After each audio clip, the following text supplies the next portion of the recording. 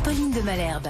7h25, c'est l'heure de l'économie. Le chiffre d'affaires. Le chiffre d'affaires, Emmanuel. La nouvelle première ministre, Elisabeth Borne, a fixé en fin de semaine dernière la feuille de route de ses ministres. Le pouvoir d'achat est, je cite, la première urgence. Oui, et c'est logique parce que c'est aujourd'hui la première préoccupation des Français.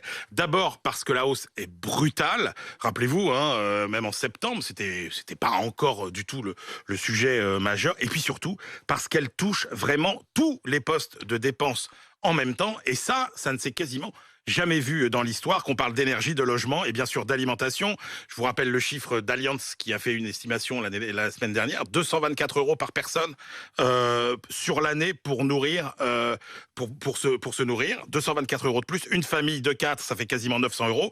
L'énergie, pareil, on sera entre 300 et 600 € par famille. Au total, le pouvoir d'achat baissera sur le premier semestre 2022 de 1,5 à 2%. Là encore, c'est du jamais vu. Alors, hors confinement, bien sûr. Depuis 2012, mais 2012, c'était lié à une hausse massive des impôts. Donc, les plus modestes étaient plutôt épargnés par rapport aux plus aisés. Alors que là, la ponction sur l'inflation, c'est du jamais vu depuis 82-83. La France en fait assez ?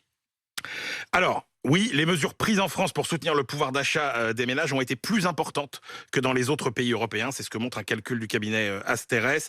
Depuis que l'inflation a accéléré à l'automne 2021, l'ensemble des mesures ont augmenté le pouvoir d'achat de 2,8% en France. C'est 1,9% seulement en Italie, 1,6% en Espagne et 0,9% en Allemagne. Est-ce que le nouveau gouvernement va faire plus ? Alors, on sait ce qu'il va faire, a priori. C'est une grande loi anti-inflation avec prolongation du bouclier tarifaire sur le gaz, sur l'électricité, un chèque alimentaire, ristourne à la pompe, prime Macron. Le problème, c'est quand va-t-il le faire, puisque la mise en place des dispositifs ne peut pas avancer tant qu'il n'y a pas de Parlement en session, et donc tant qu'on ne connaîtra pas les députés issus des élections du 19 juin, ça va faire long. Les Français, pendant ce temps-là, vont s'impatienter.